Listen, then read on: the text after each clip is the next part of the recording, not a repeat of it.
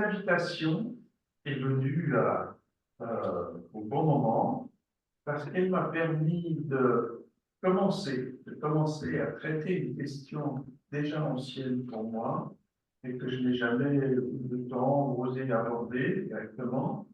Et cette question concernait justement ce fameux texte de Freud qu'on appelle le Moïse de Freud, hein, dont on dit dans les études freudiennes et lacaniennes, d'ailleurs, je crois, que c'est le texte le plus politique de Freud.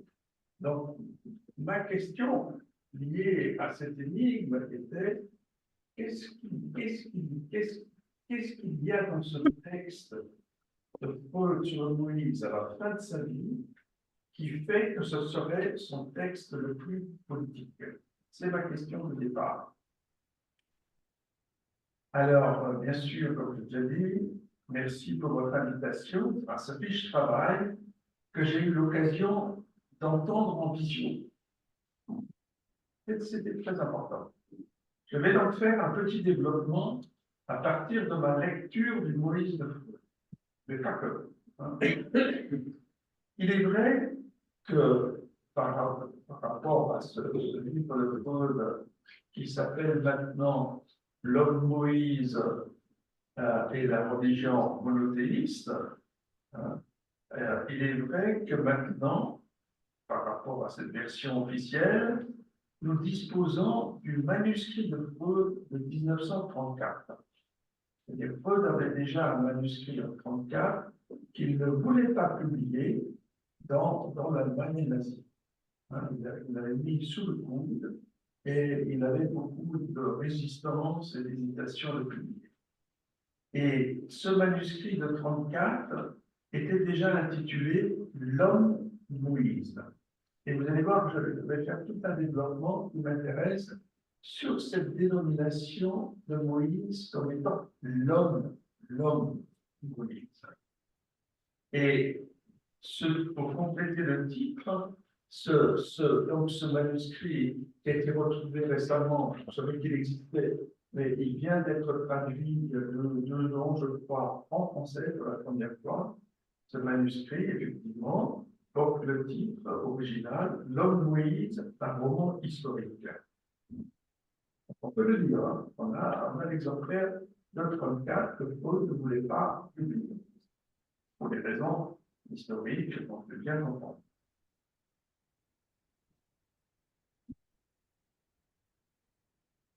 Alors, il faut remercier bien sûr son traducteur, Thomas Gindelet, que j'ai rencontré pour ce remarquable travail. Et comme je l'ai déjà dit, Freud ne le publiera pas dans l'Allemagne nazie. Alors, dans un premier temps, en comparant, c'est assez intéressant, en comparant cette première version de 1934 de Saint Moïse à celle qui paraîtra finalement en 1939, donc 5 ans après. C'est-à-dire qu'il a gardé 5 ans sous le coude et après il l'a lâché quand il était en Angleterre.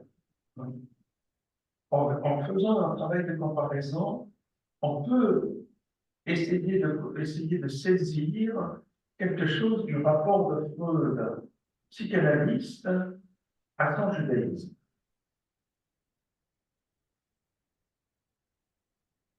Commençons par pointer les différentes modifications entre la version de 1924 et celle officielle publiée de 1939, et à les analyser d'une façon minutieuse. Par exemple, il y a quelque chose qui est frappant immédiatement entre la version de 1934, que son traducteur a exhumée, et la version publiée en 1939. À savoir qu'entre les 2 versions, Freud passe du titre de L'homme Moïse, un roman historique, à un autre titre, Freud, L'homme Moïse et la religion monothéiste. En 5 ans, il a changé de titre, ce qui est déjà une question à problématiser. On voit ainsi que dans la version de 1934, qui était L'homme Moïse, un roman historique, cette idée d'un roman historique disparaît de la version officielle de 1939. J'en parlerai longuement par la suite, à partir de la préface de Marie Moscovici, qui se trouve dans l'édition française actuelle de Pontalis en 1900, qui est sortie en 1986. Avant cette édition de Pontalis en 1986, le titre de la première édition française était simplement Moïse et le monothéisme. Ce qui n'a pas échappé à Marc Robert,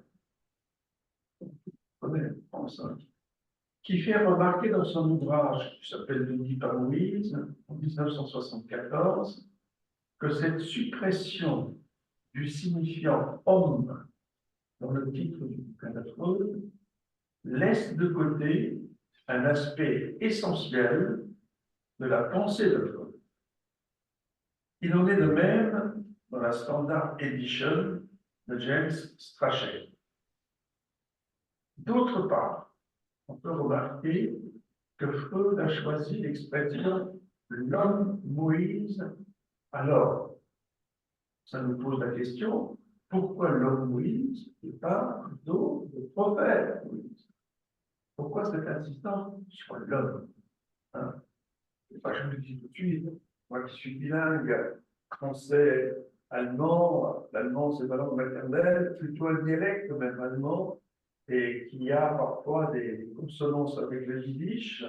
Hein, lorsqu'on parle de l'homme, nous on entend tout de suite ce que j'ai entendu pendant toute mon enfance, c'est le Mensch. C'est le Mensch. Hein, moi j'ai eu une éducation dans ce dialecte germanique où on disait souvent il faut que tu sois un Mensch. Hein. Il y avait comme ça justement une mixité des langues dans cette région, hein, qui évoquait le yiddish déjà aussi. Hein. Donc, l'homme Moïse, hein, l'expression l'homme Moïse est une expression qui existe dans la Bible. Ça vient de la Bible, il est même dit que Moïse était le premier à avoir été nommé homme de Dieu. Homme de Dieu. J'ai parlé de cette question récemment dans un autre commentaire où je disais qu'on peut remarquer que sa nomination comme fils d'Israël par le Dieu de son père est déterminante pour accomplir sa mission. Là aussi, vous voyez, je vais faire usage de cette nomination de Dieu se présentant comme le Dieu de son père, hein, et le nommant comme fils d'Israël. Hein. Je pense que ça a son importance dans ce qui va suivre et faire le destin de l'Église, qu'il contribuera à forger lui-même, à savoir qu'il a évité toute confusion entre sa mission et sa nomination à la place d'être le père du peuple. Hein. Il y a là une dissociation que Moïse a toujours refusée. Hein, il a refusé d'occuper cette place d'être le père du peuple. Oui. Le titre allemand, c'est der Mann Moses ou le Mensch? Der Mann Moses. C'est der Mann Moses. C'est l'homme. C'est un homme masculin. Oui, oui, oui, oui.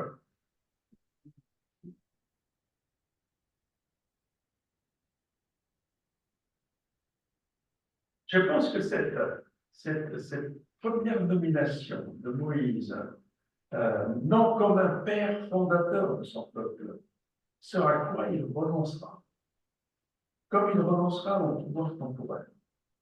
En somme, ce n'est pas Moïse qui fonde le peuple, c'est la loi, celle qui est donnée par Dieu et transmise par Moïse à son peuple. Je pense que c'est un cas assez unique dans l'histoire, d'ailleurs. Hein, on aura l'occasion d'en discuter. L'homme Moïse est devenu, comme on sait, un inspiré par le souffle de Dieu, et ce souffle sera partagé par 70 des anciens du peuple. Ce partage du souffle divin lui interdit de s'ériger en monarque sacré, jouissant à lui seul de cette faveur divine, l'espoir étant que ce souffle divin puisse s'étendre un jour à tout le peuple pour former une communauté inspirée qu'aucun chef n'aurait plus acquis. C'est ce Moïse, appelant. Moi, l'idée qui m'est venue, c'est que Moïse était un passeur. Hein. Je crois qu'Armand Bécassis a parlé de Moïse comme médiateur. Hein. Il y a l'occasion de discuter. Je trouve que la dénomination de passeur peut peut-être aussi convenir. Un passeur qui est évoqué lorsqu'on présente le Moïse de Freud comme étant le livre le plus politique de Freud. Ce qui veut dire que, contrairement à ce que disent Spinoza et Rousseau, par exemple, Moïse n'était pas un législateur. Il est présenté par Spinoza comme un législateur. Moïse n'était pas un législateur. Il n'a pas fondé la loi. Il l'a transmise. Et pour avancer un peu oralement dans ce que je vais dire, ça m'a fait penser tout de suite à ce que Freud dit de la fonction paternelle, notamment dans le bébé tabou, lorsqu'il dit le père n'est qu'un représentant de la loi, c'est-à-dire le père n'est qu'un transmetteur de la loi. Hein. Il n'y a aucune loi qui se fonde dans la volonté d'un père qui ferait de lui un père. Il n'est qu'un transmetteur. Hein. Et Moïse en est l'exemple. Hein. Il me semble qu'Armand avec Assis a parlé ici bien mieux de ce que je pourrais dire de Moïse comme médiateur. Une autre remarque, une remarque qui paraît minimaliste dans la comparaison de ces deux versions, c'est une question de virgule, à savoir que dans le premier chapitre de la version française, on a Moïse, virgule, un Égyptien. Dans la version allemande des œuvres complètes, il n'y a pas de virgule. Freud dit simplement Moïse, un Égyptien. Il est dit dans de nombreux commentaires que la virgule entre Moïse, virgule, un Égyptien, a été ajoutée par les traducteurs anglo-saxons, encore une énigme qui serait à travailler. Il y aurait beaucoup d'autres questions encore à développer dans le labyrinthe que constitue ce livre. On ne va pas toutes les reprendre, mais juste quelques-unes dans une lecture d'ensemble qui prend son point de départ, en tout cas, j'en ai fait un point de départ pour moi, dans la citation de Schiller, hein, de Freud l'appelle, hein, et qui me donne le fil d'Ariane de mon chemin. Freud cite Schiller à la fin de la première partie de la troisième partie de son ouvrage. Il cite Schiller qui dit « Ce qui est destiné à vivre éternellement dans le champ doit échouer dans la vie. » On trouve cette citation dans les versions de 1934 et de 1939. La citation en allemand est la suivante: Was unsterblich und Gesang soll leben, muss im Leben untergehen. Ce qui signifie que si quelque chose veut survivre à travers le chant de façon éternelle, il faut d'abord qu'elle soit détruite en tant que telle. La survie, autrement dit la survie éternelle, dépend de la destruction de la chose. Ce qui nous rappelle cette définition sur laquelle on va revenir, que le signifiant de la parole, c'est la destruction de la chose. Hein, c'est le meurtre de la chose. Ce mouvement entre destruction de la chose et survie dans la culture a déjà été pointé par Kojève, qui était un philosophe, commentateur de Hegel, dans la inspiré de d'autres. Et Kojève cite Hegel dans le chapitre 7 de la philosophie de l'esprit, où il dit toute compréhension conceptuelle équivaut à un meurtre. Par exemple, le signifiant cheval ne court pas, ne voit pas et ne mange pas. En lui, le sens, on pourrait dire l'essence, cesse de vivre. C'est-à-dire qu'il meurt, et c'est pourquoi la compréhension conceptuelle de la réalité équivaut à un meurtre. La question, ça reviendra dans la question de Jean-Baptiste Pantalis, est bien celle-là, celle de s'interroger sur comment un homme, Moïse, a-t-il pu fonder une religion? On pourrait la traduire, sa question d'une autre façon, comment la finitude d'un homme, c'est-à-dire un homme, c'est tenir compte de sa finitude. Hein? Donc c'est quelque chose qui n'est pas permanent. Autrement dit, comment faire de la permanence et de l'éternel à partir de la finitude? C'est une question. C'est une question. Hein? Comment la finitude d'un homme peut passer à l'éternel? Eh bien, c'est là peut-être que dans cette problématique, on peut reprendre cette question du mot comme l'autre de la chose. Ce qui nous explique, nous avons discuté ailleurs déjà, plusieurs fois, comment se fait-il qu'au début de beaucoup de mythes et de religions, on retrouve toujours. Donc, je reviendrai là-dessus. L'homme Moïse, comme l'indique Marie Moscovici, dans sa très belle préface de la nouvelle édition, dans la collection d'Ange Gallimard, dans sa préface à cette édition du livre de Freud, et l'aboutissement, cette préface est l'aboutissement, elle parle du livre de Freud comme étant l'aboutissement de la conception psychanalytique du père. En tant que la psychanalyse développe une version du père à partir du meurtre du père primordial.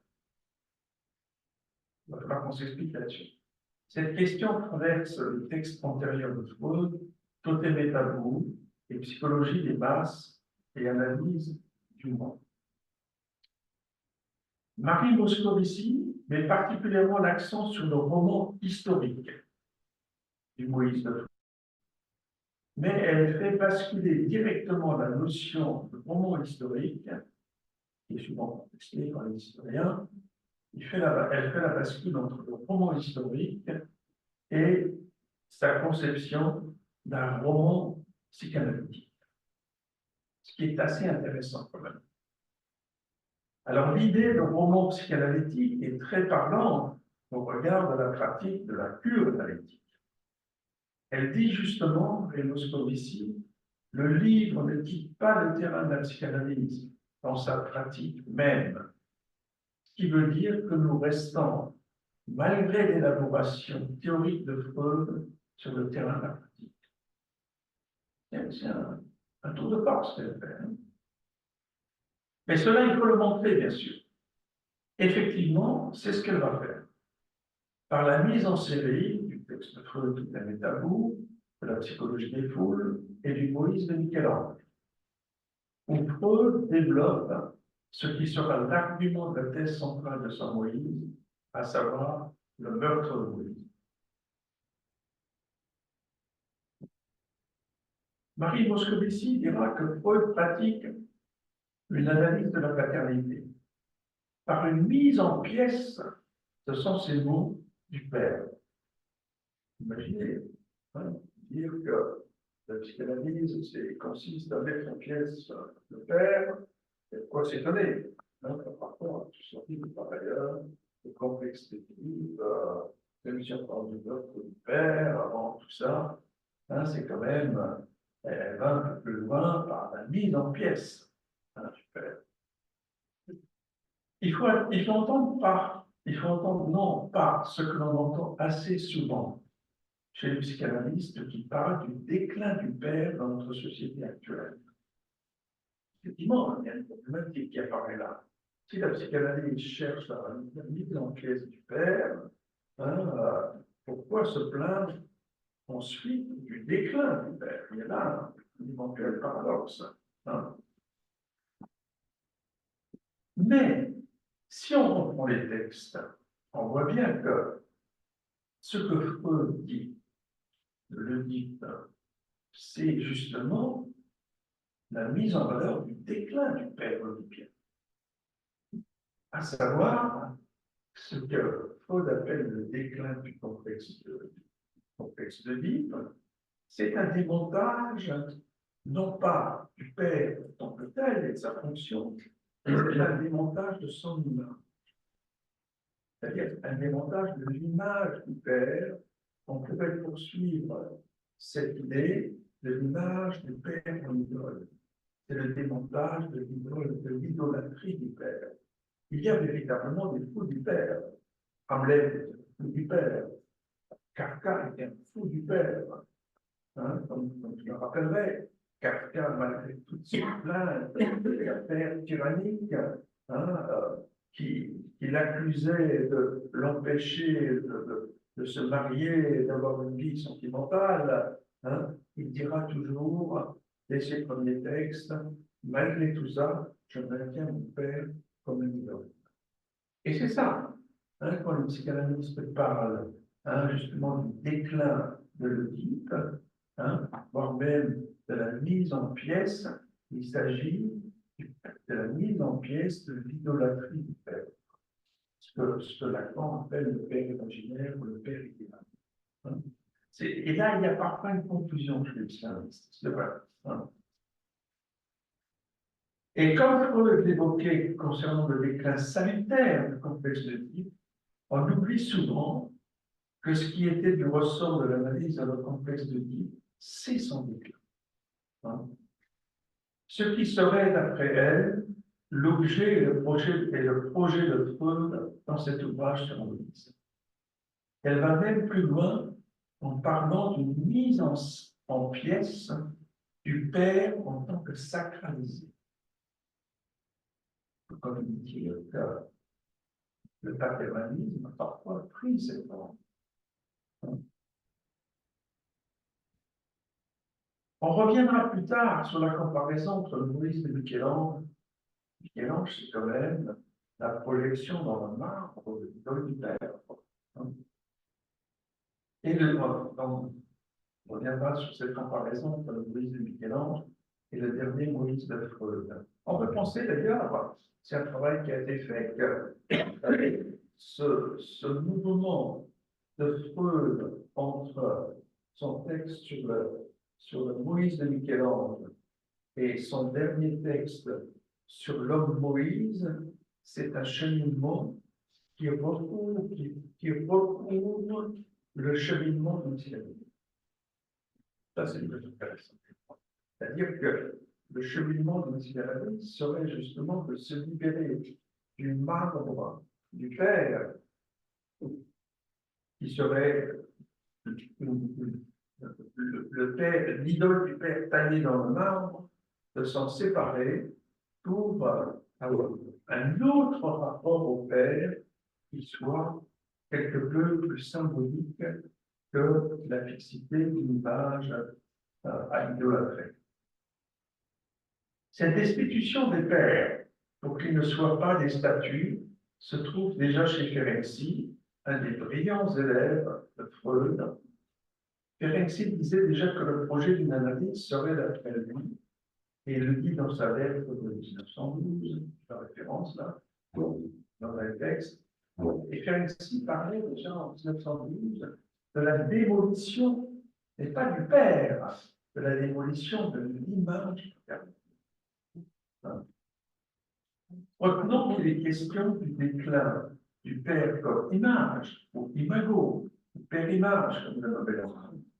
Ce père qui terrorisait Kafka, que j'ai eu l'occasion d'organiser un colloque sur Kafka il y a très longtemps à l'Institut français de Prague, et nous avions avec nous un philosophe pragois qui connaissait la famille Kafka, et qui avait un rapport avec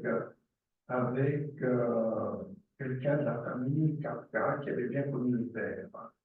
Et il nous disait à la tribune, vous savez, le père de Kafka, c'était un bonhomme, quoi. il n'avait rien de terrifiant. En tout cas, il n'avait aucun trait de ressemblance avec ce père tyrannique tel que Kafka le décrit. Hein. C'est intéressant. Là, ça montre d'une part, on va aller un peu vite, que la figure ou l'image d'un père tyrannique, c'est peut-être la construction du fils, hein, qui sous-construit un père tyrannique. Hein, et peut-être que la psychanalyse est là pour le libérer de cette construction, pour avoir une autre relation à la fonction paternelle que par l'idolâtrie du père. Hein. Au début, quelqu'un comme Lacan vous êtes très simplement au début, le psychanalyste, ça sert peut-être à pouvoir enfin un jour parler vrai à ses parents. Pour pouvoir parler vrai, il faut se libérer de ces intermédiaires idéaux, de l'idéal, l'image idéale formée entre nous. Hein, parce que sinon, en voulant parler à son père, on parle à son idéal. Il a rencontré raté, quoi. Hein. Alors, justement, ce qui terrorisait Kafka, alors qu'il disait vouloir le conserver, son père, comme une idole, moyennant quoi, Kafka est resté devant la porte. C'est avec un très beau texte devant la porte. Et il ne va pas plus loin. Mais comme souvent, des phrases comme ça, écourtées, on a l'impression que la deuxième partie de la phrase manque. Et la psychanalyse, ça consiste à sortir du refoulement la deuxième partie de la phrase. Et la deuxième partie de la phrase, on propose de la compléter de la façon suivante, et Kafka est resté devant la porte de Dieu. Parce qu'un père comme idole n'est pas dans la meilleure position, justement, de transmettre quelque chose de la loi qui puisse servir au fils son tour. Comme le dit Goethe, dans son Faust, si tu veux hériter de père, gagne-le pour en faire quelque chose. La question, c'est que le fils soit capable de se servir du père et de l'héritage du père pour en faire quelque chose. Hein. Et quel est ce père, cette fonction du père qui permet le fait de se servir du père pour sa propre existence dans la transmission générationnelle? Et Kafka est un exemple par rapport à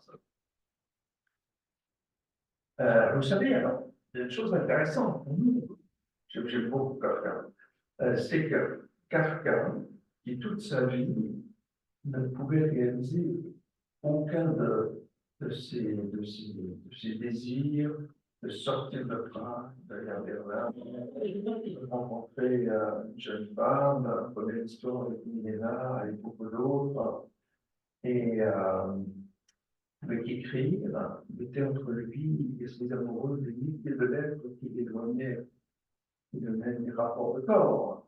Je me souviens, dans une correspondance de Milena, Milena dit que Kafka qui venait lui proposer le mariage, il dit tout ça, elle est très flattée par cette proposition, mais elle dit, je suis trop belle, hein, avec les pieds sur terre, pour accepter une telle proposition qui se résume à un échange épistolaire. Hein. Ça, c'était Kafka pendant très longtemps. Et Kafka, à la fin de sa vie, il était déjà très malade, il voit par la fenêtre, dans un véhicule où il était, une jeune femme, juive, très jeune femme, qui s'occupait d'enfants. C'est un peu comme le Werther de Goethe. Il voit une jeune femme qui s'occupait d'une colonie de vacances, de jeunes enfants, et puis il tombe amoureux de cette jeune femme. Et il pensait, à la fin de sa vie, que cette femme, quand il est tombé amoureux, contenait en elle l'agama, c'est-à-dire le trésor du judaïsme que son père ne lui a jamais transmis. Hein. Et il est donc allé par cet amour pour cette jeune femme, chercher effectivement le trésor du judaïsme que le père ne lui a pas transmis. Hein. Et c'est de cette façon, d'abord qu'il est tombé amoureux, qu'il a eu une expérience de la vie de charnelle, qu'il a quitté Prague, etc., etc. Mais bon, c'était déjà un peu tard. Autrement dit, hein, un homme, une femme, certainement, un être humain peut s'autoriser de la religion pour sa vie, sentimentale. Hein. Donc, la religion peut déjà venir à la place du père pour produire cet effet métaphorique, pour se servir du père, en l'occurrence là de la religion, pour s'autoriser à vivre avec l'autre. Hein. Toujours très intéressant ça. Hein. J'ai eu comme ça un patient qui a fait une conversion religieuse orthodoxe. Hein, et on sait qu'effectivement, que ce n'est que par cette conversion qu'il pourrait s'autoriser une relation avec une femme et de fonder une famille. Et il a fait sa conversion, et il a fondé une famille. Ça n'a pas empêché d'avoir ces turpitudes psychiques par la suite, mais bon, il s'est autorisé de cette conversion, hein, pour fonder quelque chose dans sa vie. Alors maintenant, pour Marie Moscovici encore, c'est la reconnaissance peut-être d'une paternité qui peut être dite symbolique. C'est bien ça. Oui, on est dans l'opposition entre une paternité imaginaire, idolâtrique, hein, et une pathologie, c'est aussi une pathologie, je crois, et une paternité symbolique. Si cela veut dire, comme elle dit, cette foi est non pas sacrée, qui admet la transmission au Fils du nom du Père, et qui, s'arrachant chaque fois à l'emprise de la sensualité, n'abolit jamais justement par des sources inconscientes sexuelles au sens de la psychanalyse dont elle est issue. Poursuivons notre argumentation en puisant chez Derrida. Derrida, en tout cas, le mal d'archives, qui est consacré à sa lecture du bouddhisme. En grande partie, Derrida dialogue avec Yerushalmi, très bon bouquin, historiquement connu, Yerushalmi, il discute du bien fondé de certains arguments de Freud, mais qui quand même une grande complaisance, et qui se termine, je vais en parler après, par un monologue avec Freud exceptionnel. Hein. Donc, en 1935, Derrida remarque, un an après le manuscrit de Freud de 1934, celui-là, qui n'a pas publié, apparaît dans son texte autobiographique. Sigmund Freud présenté par lui-même, ça s'appelle comme ça, apparaît dans la note suivante. Donc, un an après avoir fait ça, Freud écrit dans son autobiographie, en note, je cite, le fait que je me plongeais très tôt, à peine terminé, l'apprentissage de la lecture dans l'étude de la vie, a déterminé d'une façon durable, comme je m'en suis aperçu beaucoup plus tard, l'augmentation des intérêts. Derrida en a fait le commentaire suivant. En effet, ce n'est qu'alors, en 1935, que Freud comprend et reconnaît pleinement l'influence qu'a exercée sur lui l'étude de la vie. Dans ce sens, l'homme Moïse et la religion monothéiste, c'est la thèse de Derrida, représentent bien un accomplissement tardif du mandat de Jacob Freud, son père, ou un exemple de ce qu'il appelle, Derrida, l'obéissance après coup. Pourquoi? On peut obéir à un père mort, hein, dans le signifiant, dans le nom que le représentant, de l'essence du père qui a disparu. Donc on voit l'efficacité, ce qu'on appellerait l'efficacité symbolique. Et la permanence de la fonction paternelle, hein, la permanence de la fonction paternelle par justement la parole intergénérationnelle. Et Jacob Freud, comme on le sait, le père, comme on le sait certainement, avait noté de sa main en hébreu sur la Bible de Philipson, qu'il a offert à son fils Sigmund en 1881, je le cite, Le Père a écrit sur la Bible, il a offert à son Fils, tu dois revenir à l'étude de la Torah, comme Moïse avec les secondes tables. Le livre d'Armand Garbet-Cassis, celui qu'il a fait sur Moïse, qui s'appelle Les derniers jours de Moïse, va me permettre de pousser plus avant mon développement. Après avoir cité le Moïse de Freud, et c'est ce qui m'intéresse, il apprend au lecteur la méthode de lecture de la Torah. Alors, je passe par là parce que ça m'intéresse moi. Hein. C'est une chose connue. Hein. Mais bon, ça me permet de mettre mes idées en place. Cette méthode de lecture que les maîtres appellent Midrash signifie l'enquête infinie. C'est ce que dit Armand de Cassis. Par la voie spécifique de l'interprétation qui a constitué institué le judaïsme qui est toujours en mouvement. Ce qui veut dire qu'il n'y a pas de dernier mot, il n'y a pas de version qui prime sur l'autre. C'est un travail infini, qui est un travail d'interprétation. Bref, le Midrash explique toute possibilité d'atteindre tout sens de Dieu. Le Midrash nous apprend ainsi, concernant Moïse, la naissance et l'adoption par l'Égypte de Moïse, et souligne qu'il était un hébreu parfaitement intégré à la culture égyptienne. Ça, c'est dans le Midrash, comme Armand Cassis l'a indiqué dans sa conférence. On va revenir sur ce point. Et poursuivant avec lui, cette lecture concernant la thèse freudienne de l'enracinement de toute religion et de toute civilisation dans un œuvre accompli.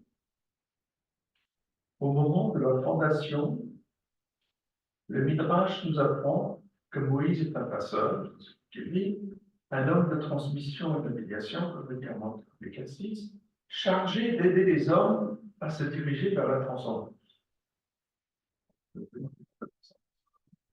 Ce qui m'intéresse ensuite, tout particulièrement pour la suite de mon propos, c'est ce qu'Armand Cassis nous dit de la mort de Moïse. Le Midrash, dit-il, dit qu'il avait très peur de sa mort. Il ne voulait pas mourir. Il implorait Dieu pour qu'il puisse encore vivre. Et il dit dans le Midrash que le Seigneur, après avoir prononcé ces mots, je cite, nul autant que Moïse ne continua à vivre par la même, après sa mort, puisque l'humanité se construira à partir de l'éthique universelle, déposée dans les tables de la loi que je lui ai confiée. Le Seigneur décide alors de déposer un baiser sur la bouche de Moïse et il aspire son âme de son corps.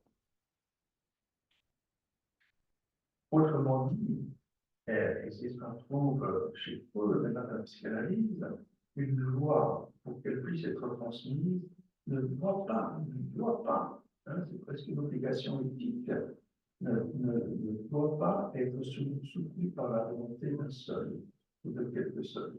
Il faut que la loi soit libérée de toute volonté, on pourrait dire de toute volonté humaine, qui elle-même est marquée par la finitude. Autrement dit, comme vous le Freud déjà dans le tabou, être humain n'est qu'un, pardon, la fonction paternelle, n'est que le représentant ou le passeur de l'autre, hein, qui assure l'éternité. Hein, c'est ça l'idée. Hein. On pourrait dire en conclusion que si la méthode de lecture de la Bible par Freud est la méthode midrashique, sans Moïse, c'est-à-dire son livre, est un roman psychanalytique. Pourquoi?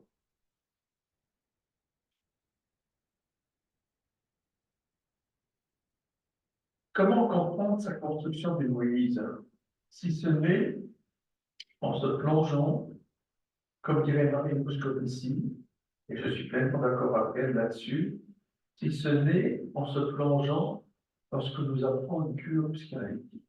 Alors, que nous apprend l'expérience de la psychanalytique?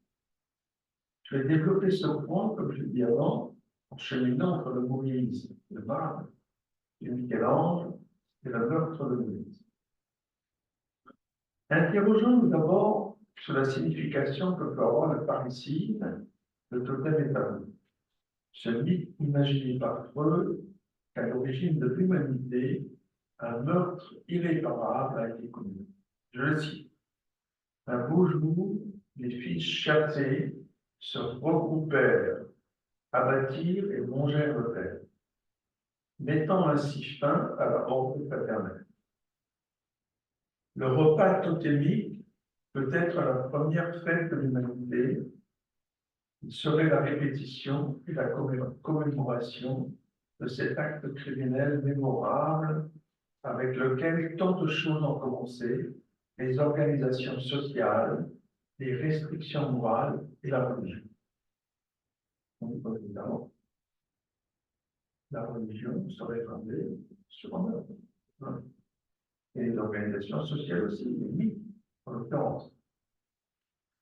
Goethe, je passe par Goethe, Goethe que Freud aimait à citer, a écrit en 1797 sur la mise à mort de Louise par les Hébreux.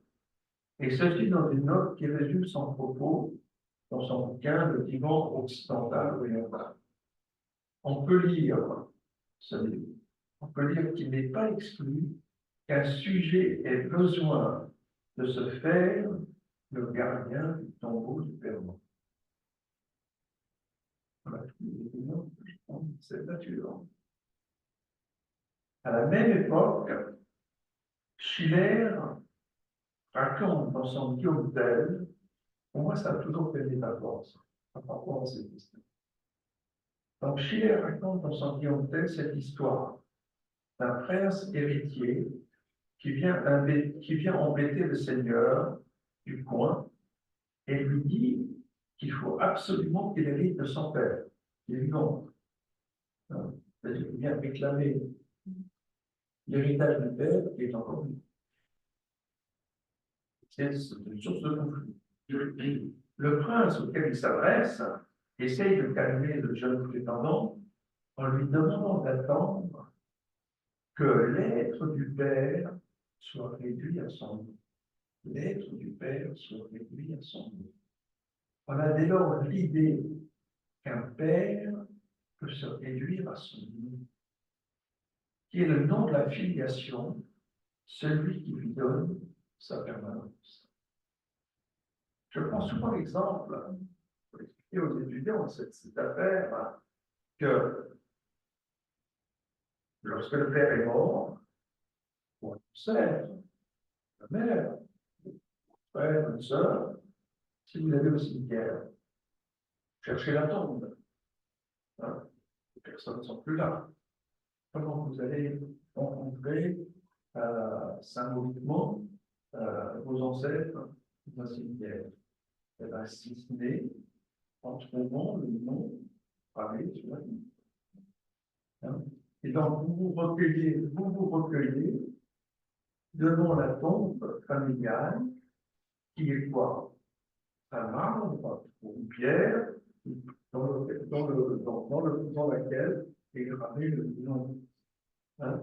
Et cette confrontation au nom, au simple nom, vous permet comme Proust, hein, de refaire un certain tour sur votre histoire. Hein, dans un esprit un peu de recueillement, etc. Donc on voit de cette façon, effectivement, que l'être du père, de la mère, hein, peut se réduire au nom. Et le rapport au nom assure la transmission. Hein, et nous oriente dans l'existence par le fait que le nom qui nous a été transmis, hein, et qui est celui de notre filiation dans laquelle on a été inscrit, hein, transmet non seulement notre place dans la filiation, parce que en nous transmettant notre place dans la filiation, ce qui se transmet et qui n'a jamais besoin d'être énoncé, c'est la loi. Et c'est la loi de Moïse, telle qu'elle a été transmise par le divin. Je pense notamment à la d'inceste. jamais un interdit d'inceste n'est énoncé entre les générations. Pourtant, ça fonctionne. Comment ça fonctionne? Si ce n'est, ce serait une hypothèse à soutenir, si ce n'est par la transmission du nom et l'inscription en filiation. Parce qu'en portant le même nom que celui de sa mère, ben, l'enfant a un savoir que la mère est interdite en tant qu'objet de jouissance, et que l'amour d'une mère est un amour décomplété de ces éléments identiques. On peut se demander comment se fait une transmission d'une telle loi qui fait partie des lois, qui fait partie des 10 paroles du divin. Comment cette loi, comme l'individuel d'ailleurs, on ne dit pas forcément, l'individuel, on n'a pas besoin de l'énoncer, c'est quelque chose qui est à savoir, qui se transmet, il me semble, de la même façon. De par le fait, justement, que le nom que nous portons est un nom qui est, d'une certaine façon, le nom de la loi, qui comporte en lui également la loi du nom. Dans le sens où, je donner l'exemple, je me souviens d'un enfant, je vais m'occuper, et qui que son père avait emmené voir le grand-père qui était décédé. Et le père avait pris très soin que son fils ne reste pas seul près du cadavre du père. Et malgré tout, le fils a échappé à sa vigilance et retrouve son fils auprès du cadavre, en train de veiller le cadavre de son père. Bon, il le ramène dans le bureau du père, mort, et qu'est-ce qu'il fait le fils? Il a remarqué que le fils, de façon compulsive, avec le tampon du grand-père, il remplissait les tripes à 6-7 ans. Autrement dit, qu'est-ce que le fils a fait de façon compulsive? Si ce n'est de tamponner la permanence du nom. Malgré la mort de mon père, ce qui va assurer la permanence, c'est son nom. La permanence entre les générations. C'est la fonction du nom.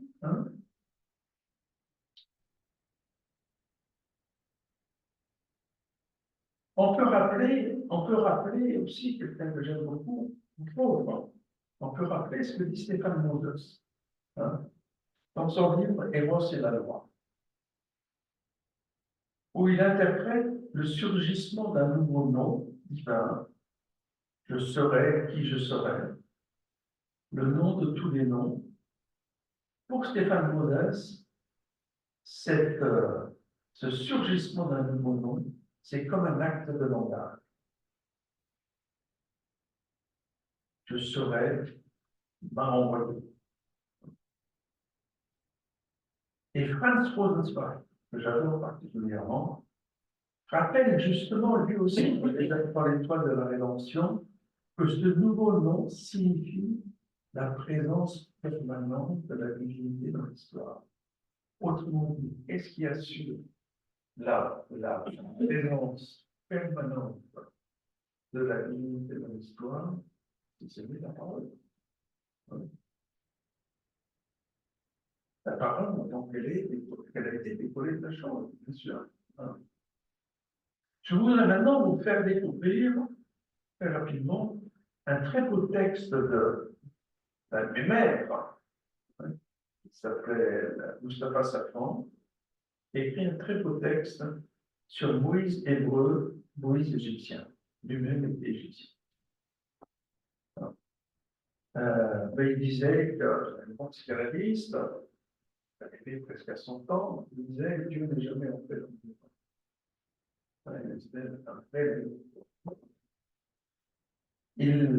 Il dit la chose suivante dans ce texte. Qu'en est-il de Freud et de Moïse? Et il rappelle que la mort de Jacob Freud, père, a suscité chez son fils le mouvement qui l'a conduit à découvrir sous sa forme multiple l'enracinement de la loi dans le père mort ou dans le père symbolique, c'est-à-dire son nom. Je voudrais juste ajouter encore, comment on peut penser une transmission générationnelle, ça va se préciser par la suite, si on ne considère pas la permanence du nom du Père après sa mort en tant qu'elle est inscrite dans notre psyché, dans notre psychisme. Si ce nom ne serait pas inscrit, ben, il partirait dans la tombe. Hein, il arrive dans certaines pathologies. Voilà. Hein.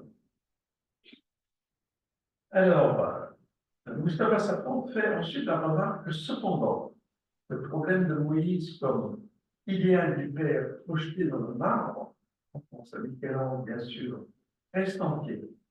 C'est la fameuse histoire de Freud avant la rencontre de Moïse et Michel-Ange, San Pietro et Vimpoli à Rome, de savoir que Moïse était l'objet idéal par excellence, tant de la crainte que de l'amour et de la demande d'amour. Or, la psychanalyse nous apprend qu'aucun vivant ne saurait donner ou obtenir l'amour infini si ce n'est d'un marbre ou d'un mort. Il lui reste à conclure alors que la satisfaction de cet amour trouve sa consolation dans la promesse de rejoindre les ancêtres mongoliens.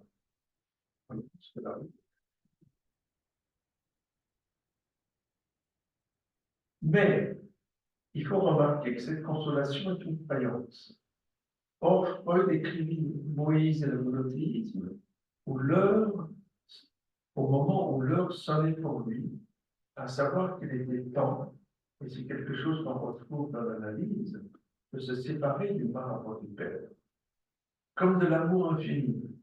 Ainsi, Moïse n'était plus Moïse, l'homme Freud faisait savoir que son départ n'était pas un voyage à Rome, à San Pietro in Liguori, et qu'il faisait ses adieux à la tribu et à la vie, en ayant abandonné la promesse de rejoindre la figure idolâtre de l'ancêtre. Ce en quoi il payait jusqu'à la dernière goutte de sang sa dette au nom de Yahvé.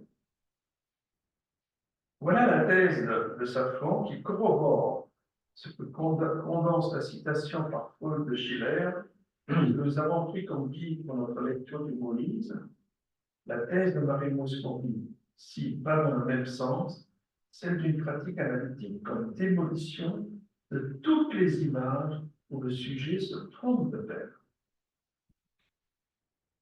Nous pouvons ainsi soutenir que le parcours de Freud du marbre de Moïse au meurtre de Moïse est identique au cheminement d'une analyse qui demande un renoncement à servir le Père pour pouvoir s'en servir. C'est une histoire formidable. Comment, en se servant de son nom qu'il a transmis, ce nom qui, en se transmettant, transmet les interdits, la loi qui, en interdisant une jouissance, autorise l'être humain, le par l'être, comme disait Lacan, aux autres jouissances dans le lien social. Je me souviens, il y a très longtemps, d'une patiente qui disait, c'était une peur, hein. Elle disait, j'ai un père que j'aime, pourquoi j'ai besoin d'aimer? Effectivement, c'est une question. Hein. J'aime mon père, hein, tout va bien, pourquoi en plus j'ai besoin d'aimer? Hein. Alors je vais conclure avec Yerushalmi, qui dans son magnifique monologue avec Freud dira, à mes yeux, l'intérêt durable de l'homme Moïse et la religion monothéiste de Freud réside non pas dans telle ou telle des réponses que vous apportez à la question, comment à la question, je le cite, comment les Juifs sont devenus ce qu'ils sont, mais dans la manière puissante et tout à fait originale dont vous formulez la question et l'inscrivez dans une problématique. Il ouvre ensuite la question de la transmission de la judaïté, indépendamment du judaïsme. Cette transmission, il a repris l'expression chez Freud, cette transmission d'un patrimoine invention. C'est ça qui m'intéresse. cette transmission d'un patrimoine inconscient issu de l'histoire de nos ancêtres est transmis indépendamment d'une communication directe et de l'influence de l'éducation. En suivant Freud dans son Moïse, on peut penser que ce patrimoine inconscient, qui est la vérité, est porté par le nom du Père.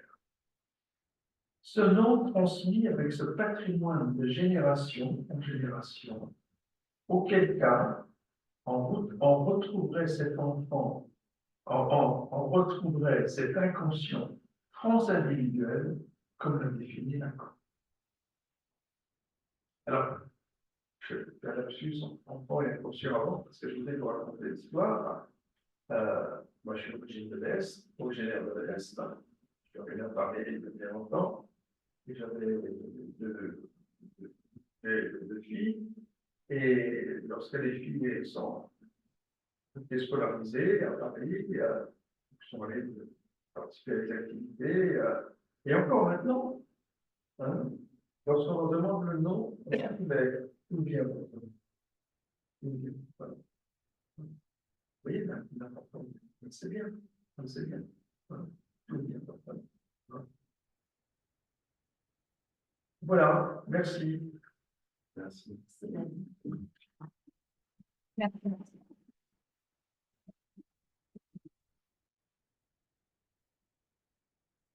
Rose.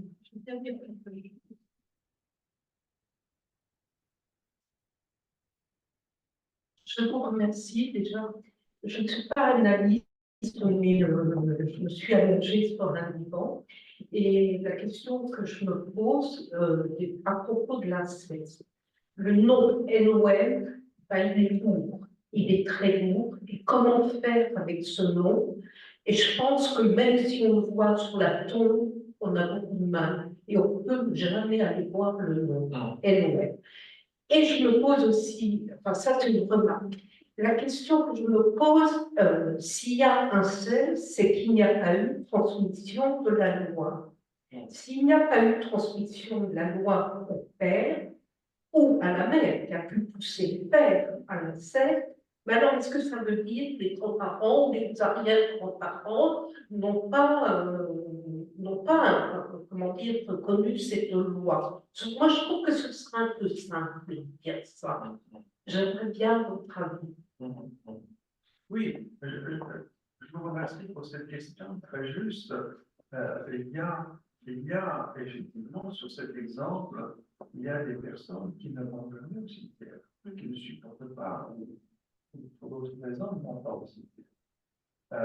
Et c'est comme ça. Hein. Alors, qu'est-ce que je peux dire? J'aime beaucoup raisonner par l'exemple. Hein. J'ai eu il y a très longtemps aussi une patiente qui était la fille d'un homme très sévère. On a vu où j'habitais avant. Hein. Et elle voulait s'installer pour exercer le même métier que son père. Et elle ne pouvait pas. Elle ne pouvait pas. Hein. Et qu'est-ce qu'elle a trouvé comme solution? À son insu, hein, ce n'est pas intentionnel.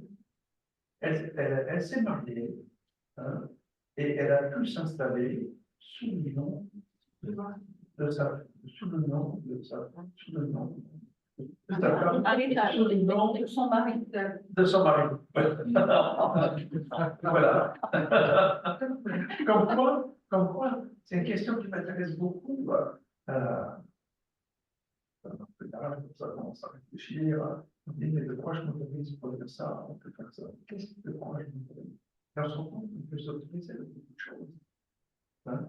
On peut s'autoriser de son envie, on peut s'autoriser de son fantasme, on peut s'autoriser de sa folie, de son désir. C'est vrai, c'est pas la même chose. Hein? Là, cette femme a pu s'autoriser justement de la substitution du nom à la personne qui est là. Voilà. Hein? C'est vrai. C'est vrai, ça peut être très lourd à porter là-bas.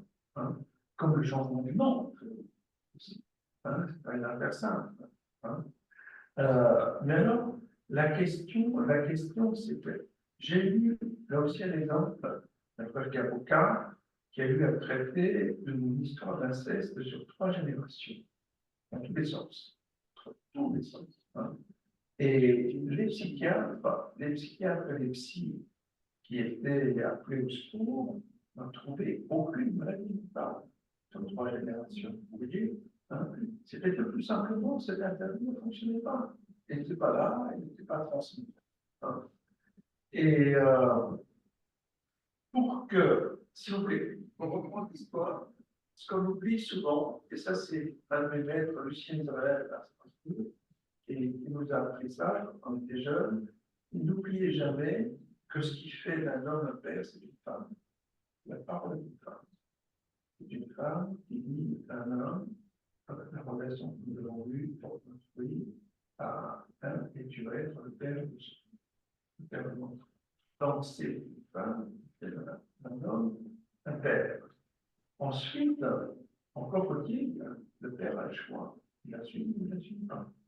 Hein? S'il assume, est-ce qu'il transmet, est-ce qu'il reconnaît cet enfant et lui transmet son nom? Aujourd'hui, ce n'est pas la question du nom du père, c'est la question du nom de la mère, ou d'un associé des prénoms. Ce n'est pas le problème, c'est qu'il y ait un nom, c'est que la mère fasse don à l'enfant d'une inscription dans une filiation. C'est ça ce qui est important. Et que ce nom soit reconnu en tant que le portant, et ben, même dans les sociétés matriarcales, vous voyez, si en portant le même nom que la communauté de la mère, que l'enfant fait l'expérience, il est interdit d'avoir des relations, peut-être d'avoir un nom avec quelqu'un du clan. Hein? C'est ça la question du nom. C'est pas que le nom propre, c'est qu'il est efficace. Hein? Et c'est efficace, c'est l'efficace de la transmission. Hein? Oui.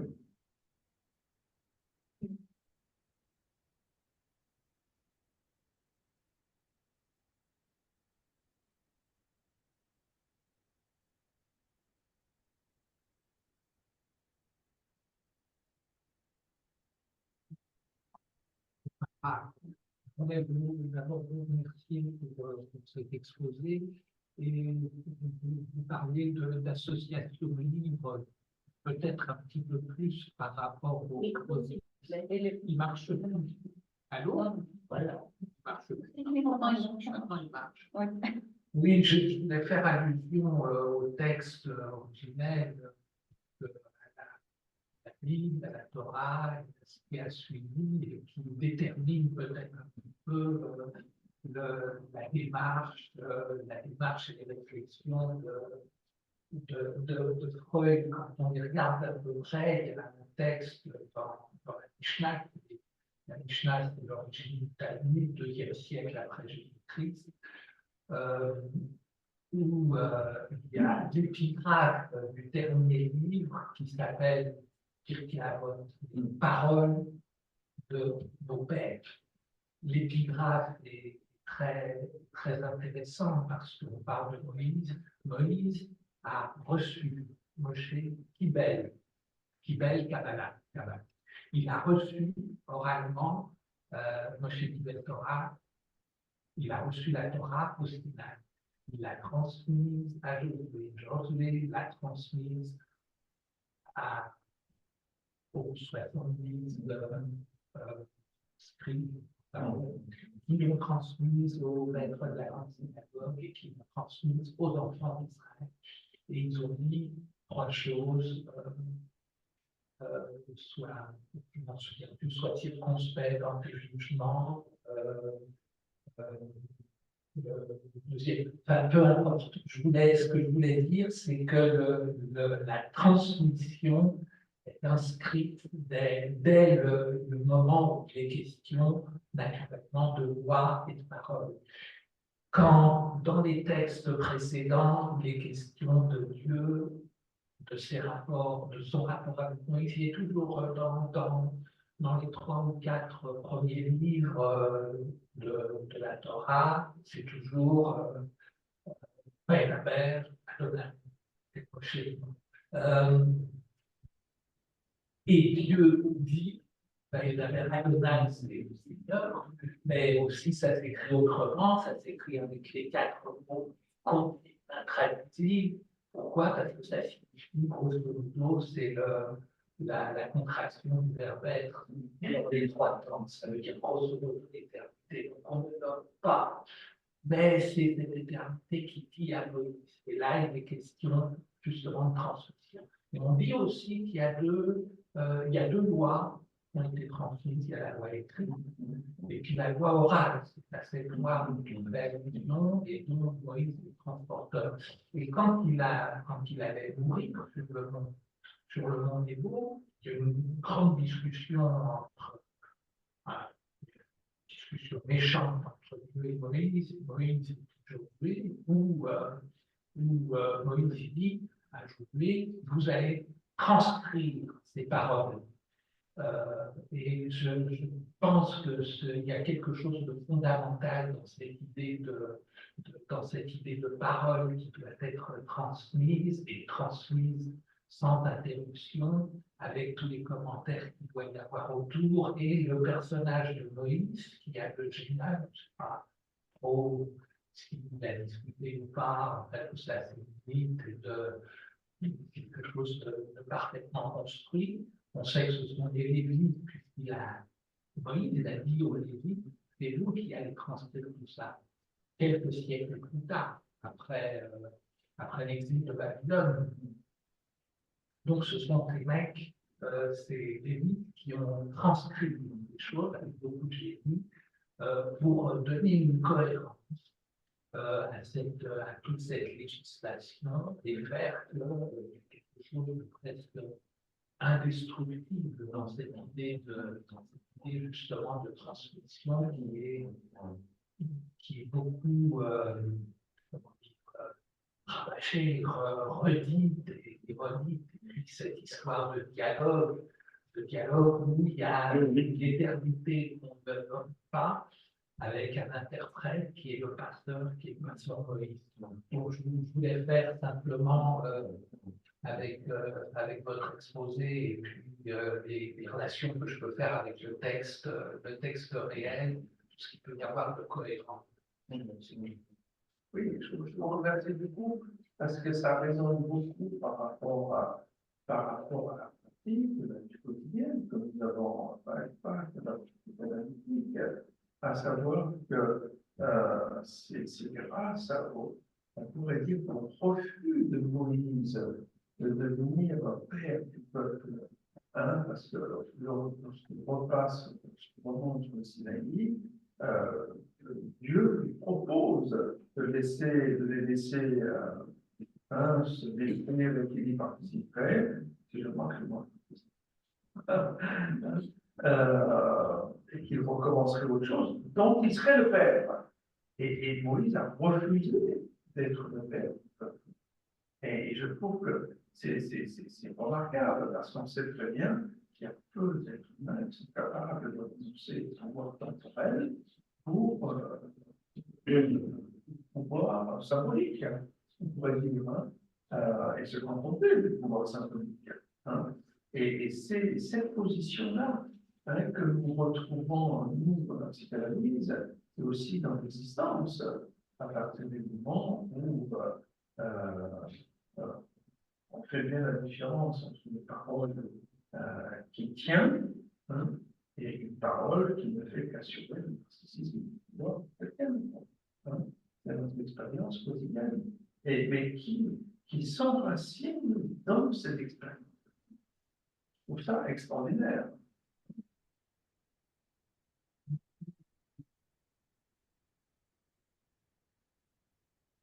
Encore des questions, des suggestions. Et alors, je passe la parole à Daniel. Vous avez beaucoup parlé de mise en pièce, Ouais. mise en pièce du père ou de l'image du père. Mm. Ça m'a fait penser que mise en pièce, ça veut dire que maintenant il y en a des petits morceaux partout. Et il me semble que ça ressemble assez à ce qu'est notre monde. Il y a des petits morceaux, mais ça ne fait pas un père.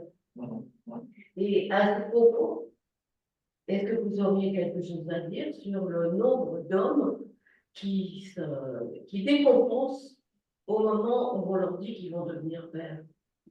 Ils décompensent de différentes façons, ils foutent le camp, ils disparaissent, ils deviennent féroces, méchants, cruels. Voilà. Voilà. Non, mais oui, oui, je vais vous dire, j'ai fait ma thèse sur le déclenchement de la psychose. J'ai fait ma thèse sur le déclenchement de la psychose. Ah, je peux Voyez, la lire alors. J'ai travaillé longtemps en psychiatrie institutionnelle. Beaucoup de cas, effectivement, on a parlé beaucoup de cas à l'époque de décompensation psychotique lorsque un homme devient père. Il est nommé père par tout seulement une femme, et qu'il n'arrive pas à l'assumer en raison de sa structure psychique. Alors, qu'est-ce qui est la particularité de cette structure psychique pour qu'un homme ne puisse pas identifier son être à la fonction paternelle?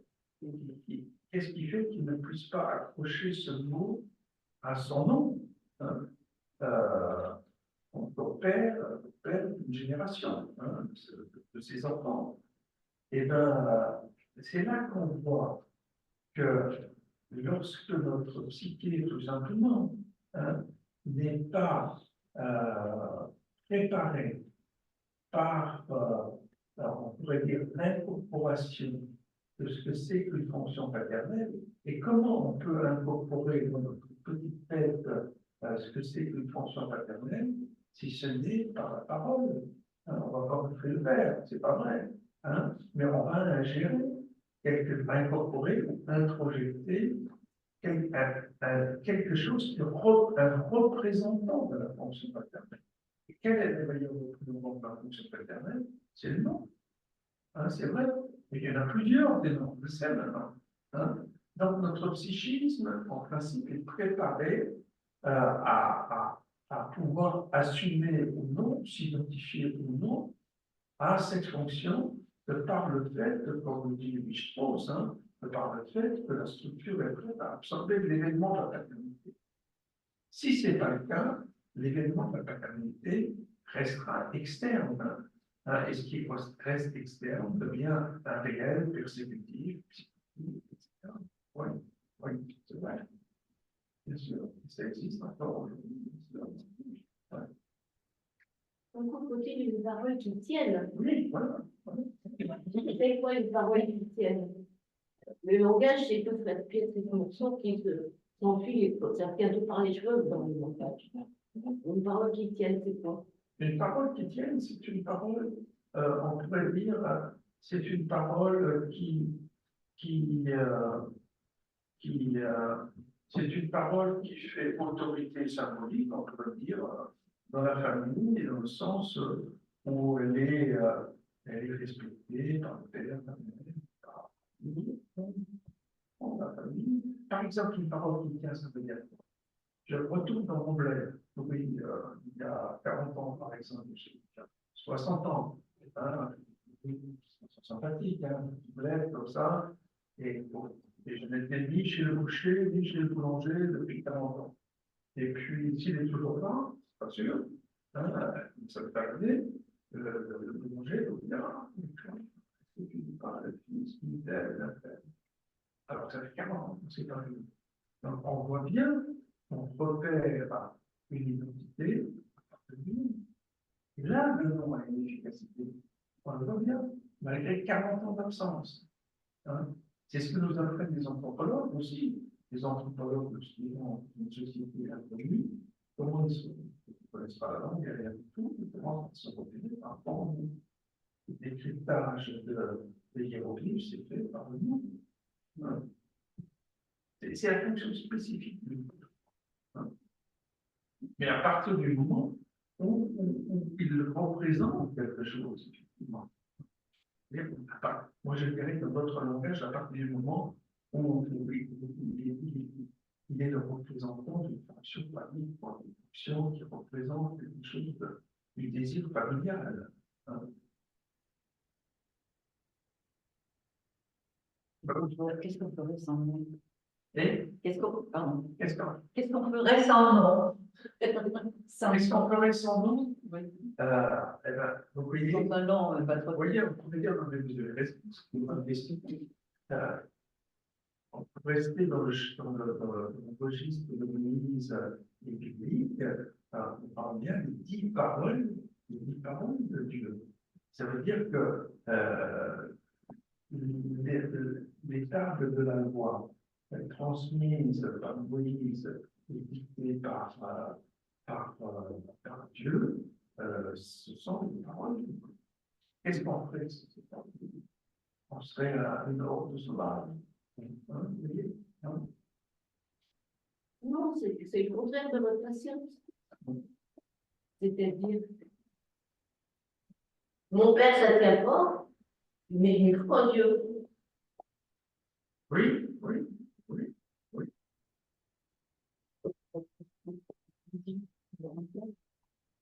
Oui, mais ce qui est intéressant, je trouve, dans cet exemple, c'est que c'est pas Dieu le Père, c'est-à-dire, il y a un Père et il y a un Dieu, et c'est pas la même chose.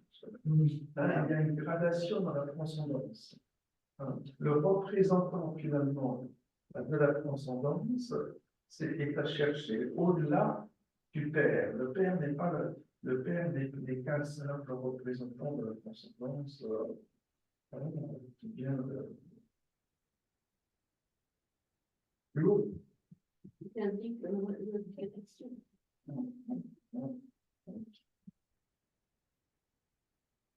Oui, oui, à propos des 10 paroles dont vous parliez, vous savez que Moïse les a reçues, donc, et sur 2 tables de la loi qui tenaient toutes seules, quand il a vu les enfants d'Israël danser autour du veau d'or, ils sont tombés les mains et elles sont tombées en 10 morceaux, pour reprendre ce que dit madame, et il a dû les réécrire lui-même. Deuxième fois. Et là, il savait quoi parce qu'il avait. Oui, c'est la différence entre la tradition orale et la tradition orale. Ah oui, lorsque le symbolique ne tient pas, on enracine la chose en marche. C'est comme une frontière. Lorsqu'une frontière symbolique ne tient plus, et ben on met des bords, on met des murs, on met des tas de choses. Il y a une chose comme ça, une collègue à Sciences Po qui a fait un très beau travail sur les mots. Tu connais ça? Les mots. Explique-nous ce que c'est. Vous connaissez certainement. Les groupes, c'est.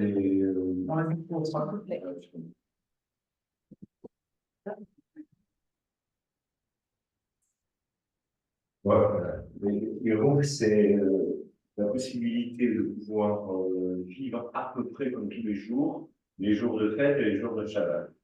C'est-à-dire, normalement, quand on respecte le jour du repos, il ne s'agit pas de rester assis et de dormir ou quoi que ce soit. Il s'agit principalement de profiter de ce jour pour avoir une certaine élévation spirituelle ou autre. Et pour faire venir une élévation, il faut être complètement déconnecté du monde matériel.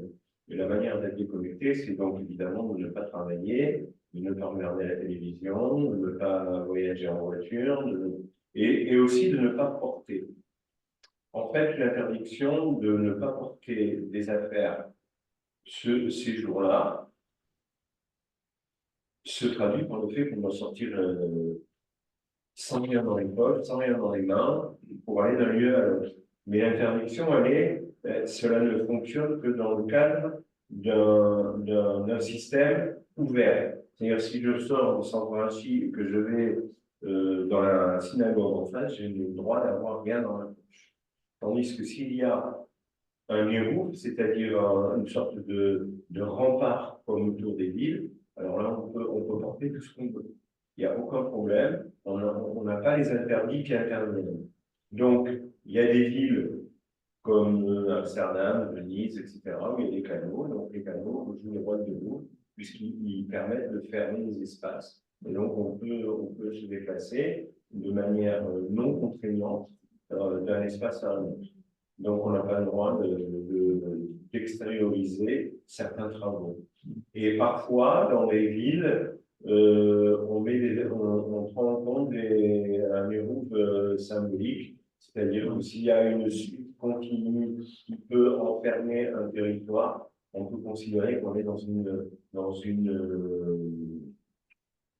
excusez-moi, une zone qui est fermée, où on peut appliquer les règles, on peut se dédouaner de ces contraintes supplémentaires. Oui, c'était un simple fil, Un simple fil parfois peu visible, peut marquer une frontière. Voilà, par exemple, extraordinaire. par exemple, dans une ville, s'il y a entouré de câbles électriques, par exemple, ça peut être considéré comme un héros.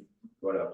Alors, je sais que, par exemple, je suis originaire de Bordeaux, il y a un héros, mais Bordeaux, c'est une ville qui est séparée par la Garonne, donc une rive gauche, une rive droite. Eh bien, on ne peut pas considérer que tout Bordeaux est entouré parce qu'il n'y a pas de possibilité de traverser le fleuve par un héros virtuel, si j'ose dire, entre guillemets. Alors que tout le reste, on peut. Voilà. Oui, moi je me pose la même question par rapport à ce dont on parle beaucoup aujourd'hui, à juste titre d'ailleurs, qu'il y a quand même de plus en plus de jeunes gens qui sont borderline, quoi, qui tripotent avec plus que se tripotent simplement avec la limite. Et aucune limite fonctionne, il faut qu'elle fonctionne d'abord de la cité, quoi. Donc le jeune a une idée de ce que c'est qu'une limite. Alors, on voit bien que pour qu'une limite fonctionne dans la réalité, il faut d'abord qu'elle fonctionne de façon singulière dans la psyché. Alors, d'où vient, là aussi, d'où vient cette existence dans l'inconscient, dans le psychisme, de la notion de limite? C'est un mystère, c'est un mystère quand même. Parce que chez certains, ça fonctionne, chez d'autres, vous pouvez taper dessus avec l'éducation ou la police et tout ce que vous voulez, ça ne rentre pas. Il faut que ce soit inscrit auparavant. Encore des questions. On peut passer à la conclusion. Oui, oui, très bien. Daniel, je vous passe la parole. Pourquoi n'est pas la conclusion? Parce que c'était prévu, vous et Gérard. Tu devrais faire la conclusion. Et je passe Dans la Alors, je vais m'asseoir là.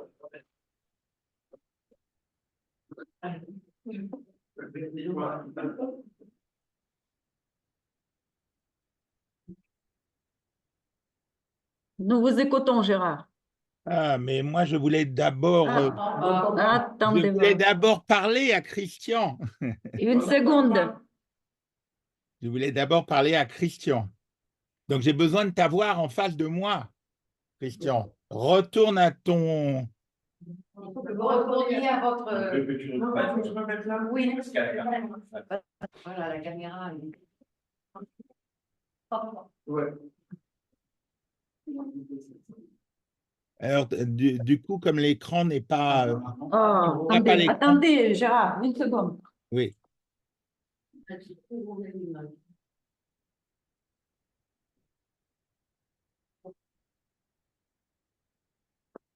Il faut que je branche le haut-parleur pour qu'on puisse vous entendre. Attendez une seconde.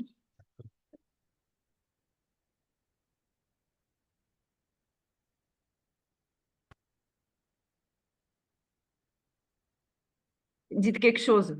Oui, bonjour. Sur l'ordinateur. Attendez. Je ne sais pas comment faire. Je vous demande juste une seconde.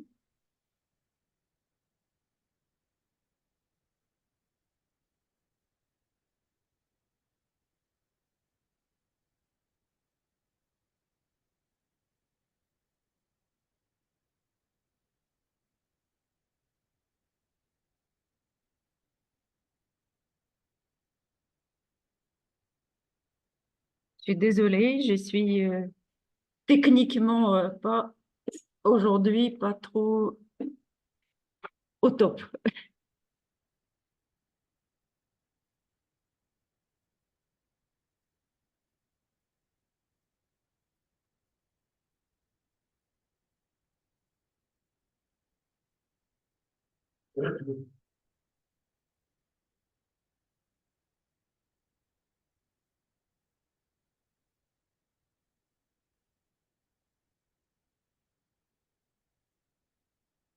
si je mets le micro près de l'ordinateur, on va l'entendre, certainement.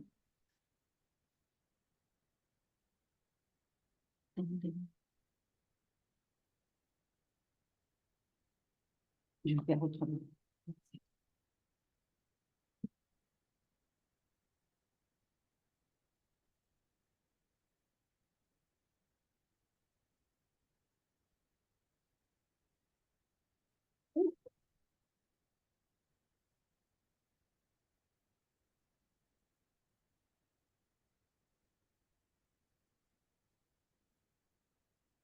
Je pense que c'est bon maintenant.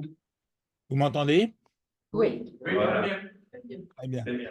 Bon, alors d'abord, Christian, merci parce que ton exposé était tout à fait magnifique. Je n'en doutais pas, mais c'était un vrai moment de pensée très riche, très profond, très stimulant. C'était même comme ça, je l'ai entendu comme une espèce de transversale qui sillonnait dans Freud et dans le champ biblique avec un socle qui déterrait des choses en même temps qu'il creusait. C'est un peu comme Spinoza et Hobbes qui eux-mêmes sillonnaient dans le champ biblique et faisaient leur chemin là-dedans, mais en même temps déterraient un certain nombre de choses qui étaient bonnes à refaire sortir du sol. Donc ça, merci. Maintenant, deux choses. Avant que de te poser des questions par rapport à ton exposé lui-même, je voulais faire des petites remarques comme ça en incise. Quand on dit que le texte de Freud, de l'homme Moïse et la religion monothéiste est le texte le plus politique, je pense que c'est pas exact. Je pense qu'il y a d'autres textes encore plus politiques, mais il s'inscrit dans un continuum politique de la pensée freudienne. Il y a d'autres textes, il y a évidemment Malaise dans la culture, il y a L'avenir d'une illusion, il y a Les actuels sur la guerre et la mort, il y a même le livre qui est, je dirais, le moins politique et apparemment manifestement le plus politique, alors qu'à mon avis c'est le moins, c'est celui avec Bullitt sur le président Wilson. Mais les textes vraiment politiques de Freud, c'est ce qu'on vient de citer, et puis aussi dans les nouvelles conférences aussi, il y a un grand matériel politique de Freud là-dessus. Je trouve que ce texte-là s'inscrit dans ce continuum. Ma question serait, mais ce n'est pas une question encore que je te pose, mais la question qui se pose à moi, c'est qu'est-ce qu'il voulait faire aussi, parce qu'il faut penser la contextualisation de ce texte, qu'est-ce qu'il voulait faire et dire dans la situation de son temps, et quel était son motif aussi là-dedans. En tout cas, pour moi, c'est un texte d'anthropologie freudienne sur l'histoire politique, et ça, de ce point de vue-là, c'est un exemple de ce que peut l'anthropologie freudienne pour interroger le texte politique, ou le texte avec lequel le politique fonctionne. Ça, c'est la première chose. La deuxième chose, par rapport à ce que tu disais, c'était sur la question de Moïse passeur ou Moïse médiateur, ou législateur plutôt. Et alors, tu as raison de dire que il est plutôt du côté du passeur, qu'il n'est du côté du législateur tel que Spinoza ou Rousseau le pensaient, mais au fond, le premier à l'avoir établi dans cette position, c'est Flavius Joseph, qui, dans son texte sur Moïse, le présente comme le grand législateur et comme un législateur. On peut supposer que Spinoza et Rousseau étaient moins familiers du texte juif qu'ils n'étaient en mesure d'accéder éventuellement à Flavius Joseph, à ses antiquités juives, à son contrapion, et c'est justement dans le contrapion que Flavius Joseph, contre justement Appion, pose Moïse comme un législateur. Autre remarque comme ça en marge, c'était sur les conceptions conceptuelles de la réalité qui constituent un meurtre. J'ai associé avec cette phrase-là que je trouve assez superbe, avec ce que Adorno et Méchonic disaient du jargon de Heidegger, et de ces mots signaux et de ces mots vedettes. Parce que c'est justement ce qu'il pointait dans le jargon d'Heidegger, que c'était des concepts qui se déconnectaient totalement et du pensée et de la réalité, et étaient des concepts réifiés. Autre question comme ça, le père symbolique tel que, et la différence entre le père et le fils, à la fois je te suis totalement là-dessus parce que je trouve que c'est vraiment bien construit, et en même temps, je me demande si Lacan peut le poser de cette façon, c'est pas parce que lui, il est adossé à une transmission qui est celle du christianisme. Et ça, c'est une question. C'est pas une affirmation de ma part. C'est des hypothèses qui émergent, tu vois. Mais si Lacan peut poser le père symbolique, parce que le père symbolique, c'est autre chose que la transcendance, que Dieu, hein.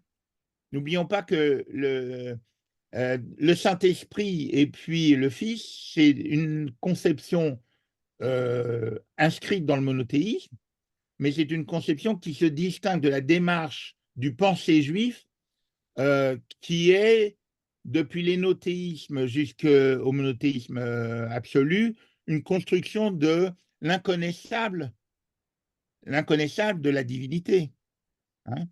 En passant par la monolatrie, etc. C'est-à-dire qu'à la fin, on a un Dieu, une hétéronomie si absolue qu'on ne peut pas donner le nom, on ne peut pas le voir, on ne peut pas le montrer, on ne peut pas le nommer. Et c'est un peu distinct. Mais en tout cas, il y a une intuition lacanienne là-dedans qui est peut-être un héritage. Et là aussi, il y a de l'inconscient transgénérationnel, je dirais.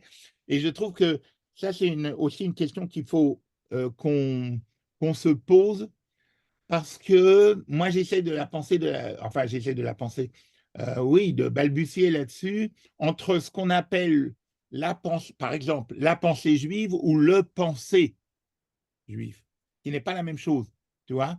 C'est ça qui fait qu'on peut dire Kafka est juif, ou qu'on peut dire Einstein l'est, ou qu'on peut dire que la théorie de la relativité. Quand Freud pose la question au pasteur Pfister, pourquoi fallait-il que ça soit un juif athée plutôt qu'un pasteur protestant qui découvre l'inconscient, ben, ce n'est pas une question de la pensée juive, mais c'est du pensée juif. Tu vois tu m'entends là-dessus. Et puis maintenant, ça c'est mes réflexions en marge. Et maintenant, j'ai deux questions à toi de là d'où tu parles et de là où tu es en situation dans la vie de notre société. La première, c'est, et peut-être que ça rentrera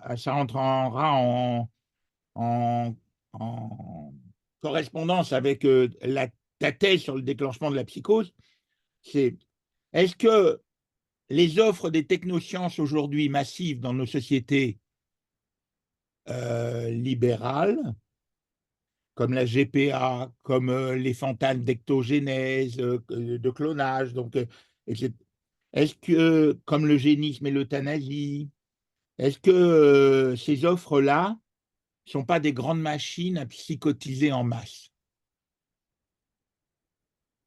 Ça, c'est la première. Et puis l'autre question, c'est tu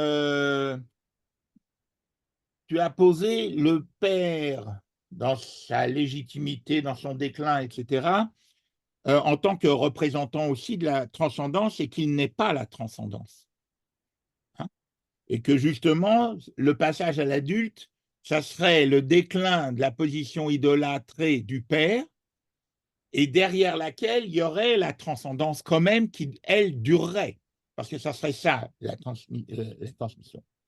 Or, aujourd'hui, dans les dénonciations lambda de la doxa publique contre le patriarcat, il y a un désaveu du père, mais ce désaveu du père, ce n'est pas le déclin. Ce désaveu du père, c'est comme si c'était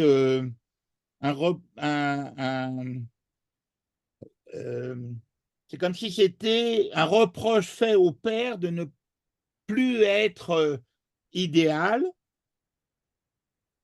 mais comme on n'a plus la transcendance, puisque nos sociétés ont perdu cette référence-là avec les effets de la science, est-ce que le fait de reprocher au père de ne plus être un idéal sans avoir la transcendance n'entraîne pas la quête de pères archaïques comme les pères de la Horde? Avant, de là, avant, je crois. Le père de la Horde. Horde, la horde. Oui, oui, oui. Père vétérinaire. Ah oui, tu veux que je réponde?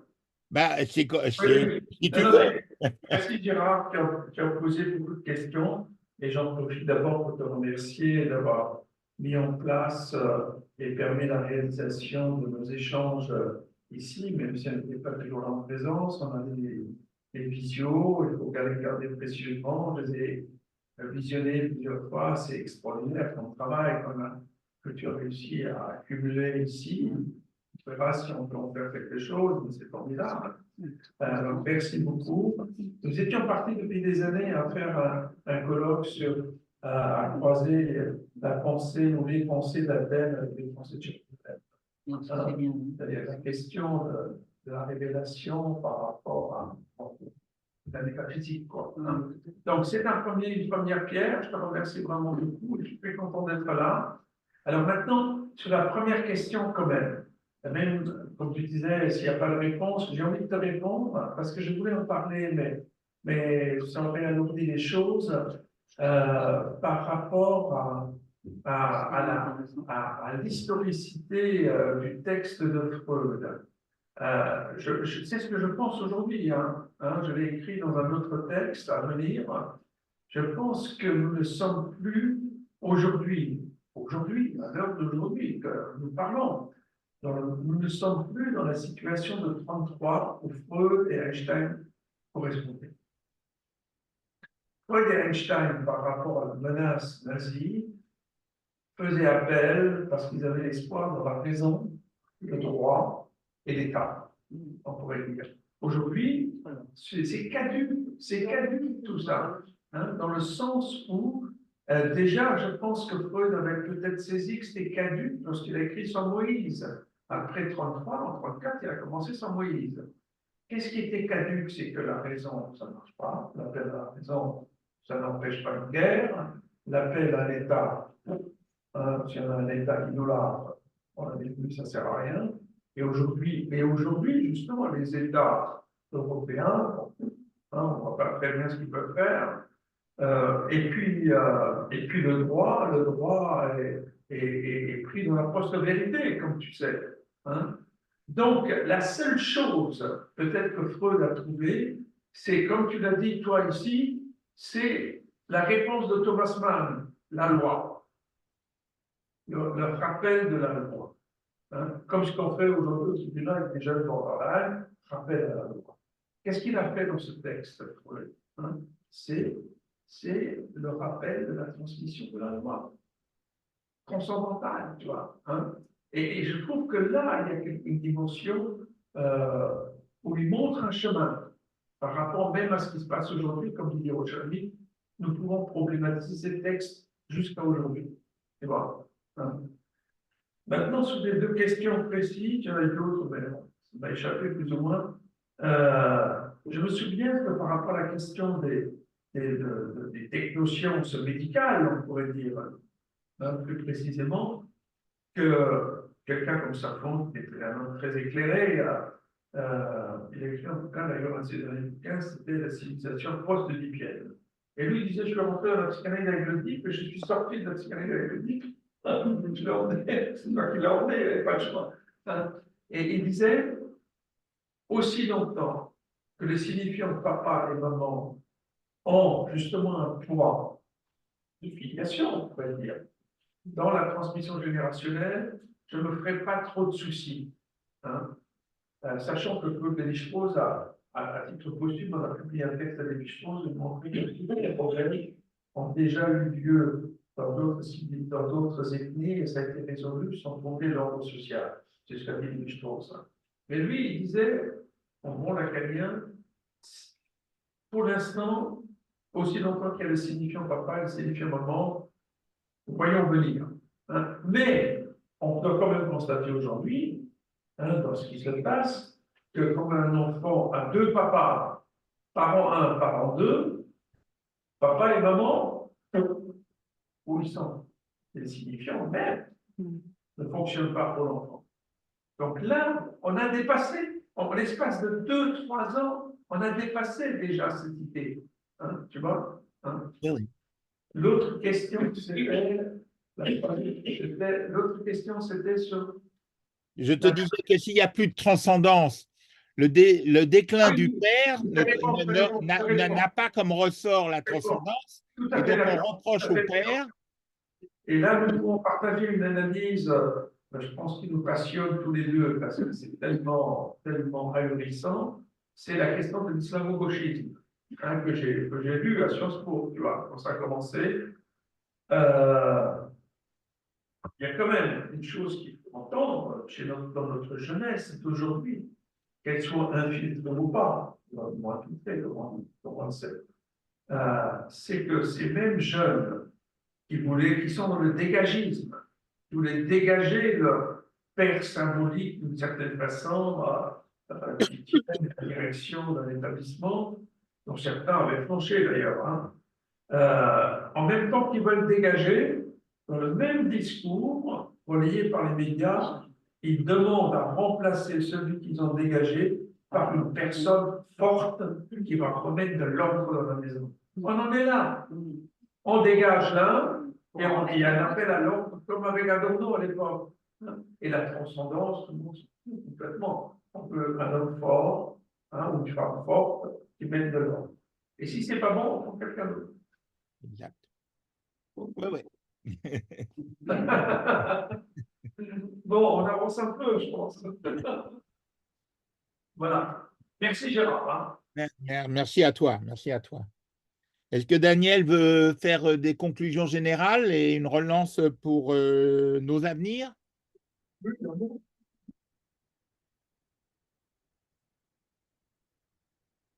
Les conclusions générales, sûrement pas. L'Institut Rachid, c'est vraiment un endroit intéressant. On apprend énormément de choses. Et le projet qui avait été fait de consigner ces 6 conférences sur Moïse me paraît tout à fait méritoire. Ça vaut même la peine d'y assister un peu. Ouais. Oui, ben moi je dois dire que je suis très content qu'on ait réussi. On avait beaucoup souhaité avec Christian que ce séminaire puisse être, tu te souviens, à Sciences Po, puis ça n'a pas pu se faire, ça a patiné. On l'a quand même installé, ça a été enregistré, on va voir ce qu'on peut en faire. Pardon? Oui, c'est bon, c'est bon. Ça a été enregistré, donc, et puis on va voir ce qu'on peut en faire. Peut-être même il y aurait la mesure pour faire un ouvrage autour du sujet entre tous les participants. Moi, ce que je retiens, 2 choses de la trame du séminaire, c'est que, premièrement, dans le contenu du séminaire, ce qui apparaît bien comme socle solide et en partage de tout le monde, c'est le monothéisme éthique, en fait. Laïcisé ou pas laïcisé, Dieu ou pas Dieu, c'est le monothéisme éthique comme loi qui fait lien entre nous tous et nos interrogations.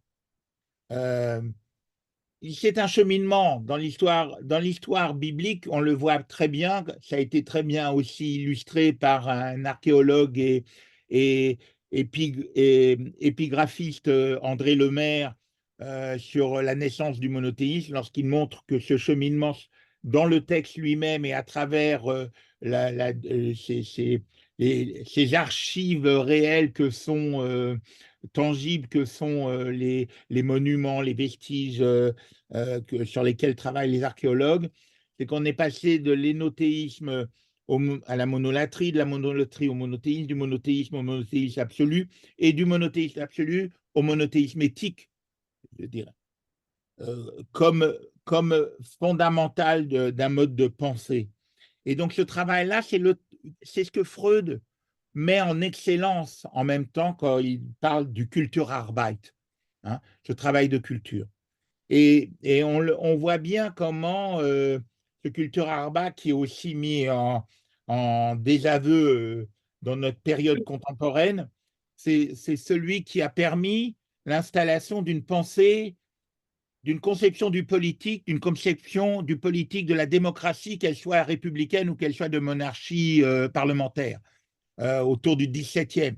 Ce n'est pas un héritage grec, c'est quelque chose issu de l'hellénisme, et ça renvoie à ce que tu évoquais tout à l'heure de notre souhait encore pas abouti d'un grand colloque sur Athènes et Jérusalem.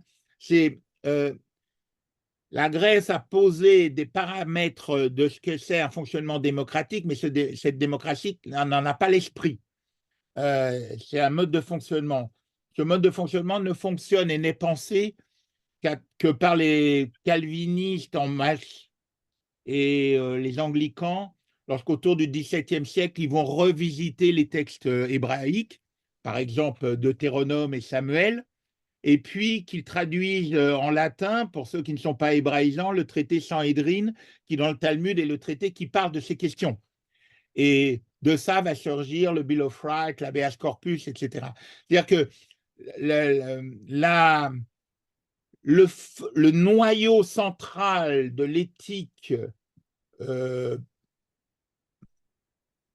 démocratique, sous ces formes, encore une fois, qui peuvent être républicaines ou monarchistes parlementaires, comme les Anglais, ce noyau-là, c'est la rencontre et la percussion d'une modalité fonctionnelle qui est le mode grec, avec une spiritualité humaniste et universelle qui est celle de, parce que ce n'est pas universel chez les Grecs, et qui est celle du monothéisme et de ses fondamentaux. Et ça, c'est notre travail. Et pour finir, pour dire, la deuxième chose que j'apprécie de notre séminaire et qui a eu lieu là, c'est le principe que nous avions, et partagé avec Daniel et avec Armand, c'est de lecture croisée. C'est-à-dire qu'il y a là quelque chose qui est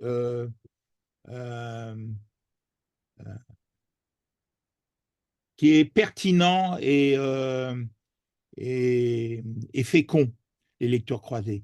Psychanalyse, philosophie et spiritualité, il faut qu'on continue comme ça. Donc, pour terminer, je souhaiterais que, eh bien, que l'année prochaine, on recommence avec un autre livre de la même façon, et que si l'Institut Rachi est l'endroit où ce principe-là des lectures croisées pouvait s'imposer autour d'une œuvre, chaque fois, d'un ouvrage, chaque fois, je crois que non seulement ça serait une richesse intellectuelle, mais ça dirait aussi ce qu'est l'esprit de Rachi et de l'Institut Rachi. Et merci à tous ceux qui sont présents dans la salle et que je ne vois pas. Merci à tous de votre attention et de votre intérêt. Merci beaucoup.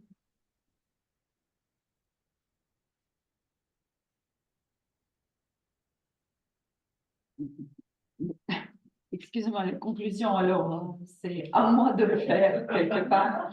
Je vous remercie pour votre, je ne veux pas dire que c'est une assiduité, parce que c'est l'intérêt vraiment sincère et persistant à tout ce qu'on a fait durant ce séminaire, on dirait comme ça, colloque, plutôt. Et je pense, je rejoins les paroles de Gérard, la valeur inestimable, vraiment, que c'est croisé. Qu'on a eu, on dirait la panoplie, on avait une palette des opinions, évoquer un certain nombre d'œuvres, des gens qui viennent des domaines différents. Ce qui nous a permis, à nous tous, j'imagine, et j'espère, pour nous tous aussi, tout d'abord d'apprécier cette ouverture d'esprit, ces gens qui sont venus ici pour disserter devant nous.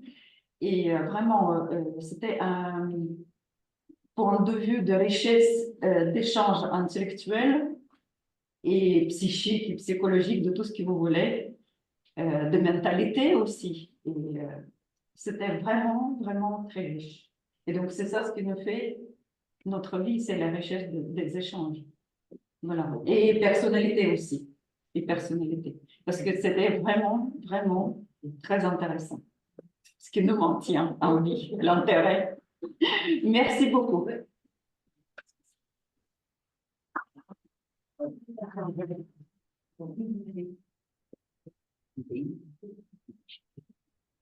Merci Gérard et à très bientôt.